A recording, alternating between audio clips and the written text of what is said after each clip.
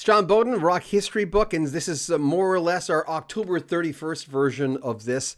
We dug a little deeper with this one, a little darker than we usually get, of course, but interesting nonetheless. I want to thank, first of all, before we get off, BuzzFeed, Billboard Magazine, Rolling Stone, and metalsports.co.uk for some of the information from that we're about to share with you. And if you ever want to help the channel, remember there are links at the very top of the description where we have the two-piece Patreon, and you can make a donation via PayPal if you want to help us out, or you can buy a t-shirt. All the information is there. Now, before we tell you about these songs and how they're related to real true crimes, I should point out that we can't put the music on here because we'll get a copyright strike. In this case, 10 copyright strikes in a row, and we'll lose our channel.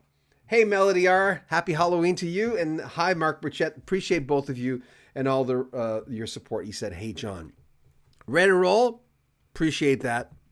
The Boomtown Rats, I Don't Like Mondays, released in October of 1975 or 79.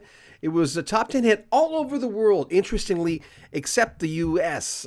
It was inspired by the crimes of Brenda Ann Spencer.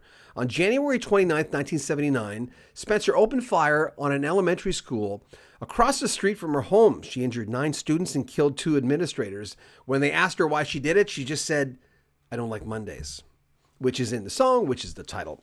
Georgia Lee by Tom Waits was inspired by the death of Georgia Lee Moses on August 22nd, 1979. The body of a 12-year-old girl, which was her, was found near a ramp in California. She was been missing for 9 days, and when she was discovered. Her death to this day remains unsolved. Interesting, huh? Nebraska by Bruce Springsteen. That was a dark album. Was inspired by a murder spree by Charles Starkweather and Carol Ann Fugit. In 1958, a long time ago, Charles and his girlfriend went on a killing spree, killing 10 people, including Fugit's parents and her 2-year-old sister. Crazy. There's some Halloween stuff for you, huh? Jenny Was a Friend of Mine by The Killers was inspired by the crimes of Robert Chambers, a.k.a. the Preppy Killer. On August 26, 1986, the body of Jennifer Levin was found in Central Park, and Chambers pleaded guilty to manslaughter after the jury found him guilty of second-degree murder. Levin and Chambers had a relationship going on.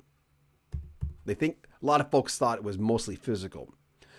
Suffer Little Children by the Smiths was inspired by the Moore murders committed by Ian Brady and Myra Hindley. Between 63 and 65, the pair abducted, tortured, raped, and killed 5 children, the youngest of whom was a 10-year-old named Leslie Ann Downey. Crazy people. You know, I watch a lot of true crime stuff, and sometimes I'll stop and I'll go, I don't understand this kind of stuff. This one has been hotly debated, by the way, before I go on with it. Smooth Criminal by Michael Jackson was inspired by the crimes of Richard Ramirez. Now, Jermaine Jackson in his book said it was about Ramirez, but Michael didn't want people to know about that. Other folks say that it's about Al Capone. If you watch the video, you might understand that. Some people say there was a young lady who had passed away who was murdered. Michael Jackson was very bothered by it and decided to have her inspire the song. A common practice of the Night Stalker was to burglarize the homes of his victims, either picking the locks or breaking in through the window. Another one, we all know this one. We all know where we were on December 8th, 1980, when Mark David Chapman murdered John Lennon. I Shot John Lennon was by the Cranberries. Killer Brother by Phoebe Bridges alluded to the crimes of Jeffrey Dahmer. And anyone who's been watching, TV lately or Netflix, there's so much stuff on Jeffrey Dahmer these days. The Way by Fastball. Let me just get rid of this. Hold on. There we go. Let me get rid of this one and put this one back up. Thank you. The Way by Fastball was inspired by the deaths of Leela and Raymond Howard. As you can see, they weren't young. In June of 1997, Leela and Raymond went off to Pioneer Days in a neighboring town. Their children hadn't heard from them in a few days, and then they found out that they had basically got off the road 350 miles away, and they were found passed away in their car.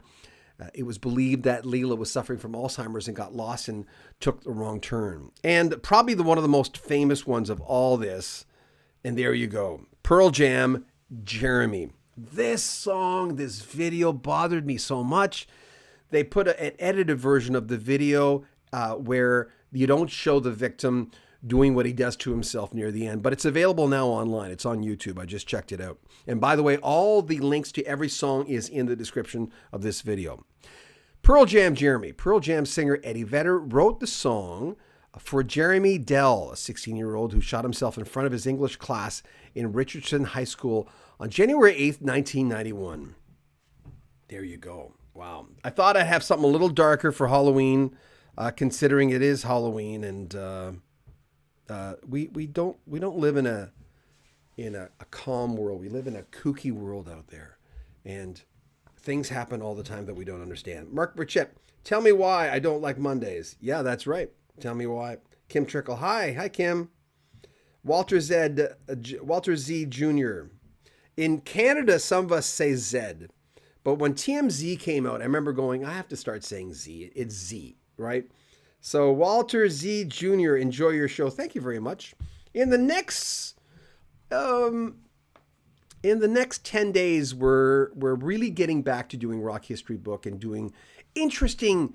I mean, I always find the things we do on Rock History Book every day.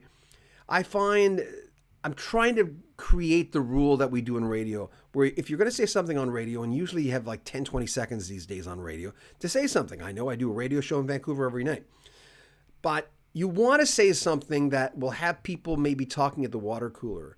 And I mean, I think I'll probably get more buzz from the Michael Jackson story on this, because Michael Jackson's fans, not all of them, I'm a Michael Jackson fan, are sometimes a little cultish, where Michael's done nothing wrong whatsoever, which is probably not the case, right? I'm not saying he did or didn't, but they will defend him to no end, right? So Jermaine, who could be a reliable source, Michael Jackson's brother, or maybe not, says that Smooth Criminal was inspired partly by Richard Ramirez. I don't know. Spooky Tune, Sonia Flowers.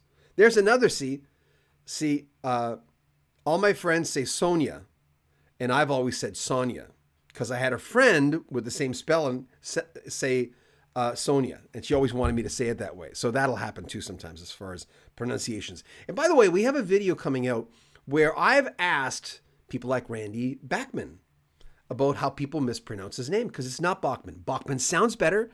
Bachman Turner Overdrive as opposed to Bachman Turner Overdrive. Most people will prefer Bachman. And Randy's told me 3 times, I've interviewed him 3 times, that he doesn't, it's okay.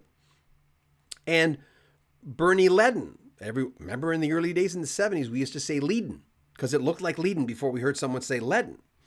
And I addressed this with all these people. Glenn Shorrock, I used to say Shorrock from LRB, the lead singer. We talked to him about that. So we're going to do a video. We're going to get all these clips together and present them on this channel. So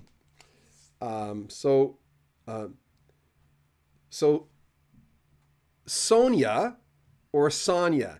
Is it Sonia the way I say it, or Sonia the way everyone says it? Can you tell me?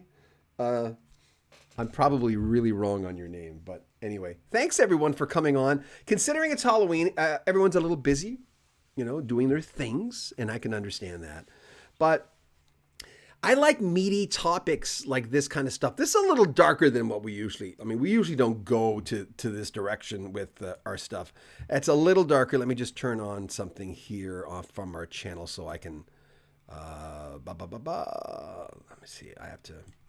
I'm just turning on, making sure people can comment on these videos. And let me just switch. Bear with me, guys. I like coming on live. It's a lot more fun. But understand this. It takes like a couple of hours of prep for us just to even come on if we're doing one of these. And this was a lot of borrowed information from a lot of different people. Let me just change this. There we go. I just want to make sure that people can comment on the video, which is kind of important when you're doing a video. So, anybody getting dressed up tonight for?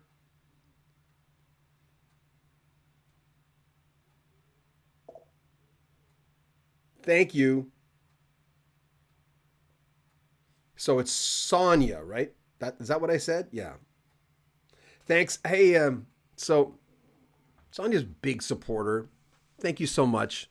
Always watch your posts on Facebook. I don't want to get all of you, a lot of you who are on tonight, I'm friends with on Facebook, and I don't always get a chance to. I'll be waiting when I get on Facebook. I'll be in the car waiting for Shannon. She's in Winners or something, or Marshalls, and I'll just be hanging around waiting for her. And I go on my phone to check out some of your things. So I always do that. I'm working on another one for tonight, even though it's probably not going to be popular tonight because it's Halloween. But do any of you get kids at your door? We got like 50 last year. We moved to Moncton, New Brunswick in Canada, out in the East Coast last year, and we didn't know what to expect because we'd never been here before, right? We'd never had Halloween. So last year we had 50 kids in spite of like COVID was a little hotter than it is now, it seems, right? And that's kind of what happened. But we in Calgary we used to get like 150. So anyway, not a lot of people on tonight. We're going to end this one. Thank you for coming on and spending some time with us. I always appreciate it. Remember, if you want to support the channel, the 2Ps Patreon, join our Patreon, get early access to our stuff. We're about to put Alan Parsons on for talking about all the Alan Parsons stuff, plus the box set, plus his new album. He's got a lot going on. And he did tell me, by the way, at the end, he's getting really close to not touring anymore. He says he's going to continue doing Alan Parsons music, but touring is a little arduous for him. And, he's not getting any younger. So that's it. We're working on that tonight. Hopefully, we should be able to put part 1 up before the end of the night. Take good care of yourself, guys.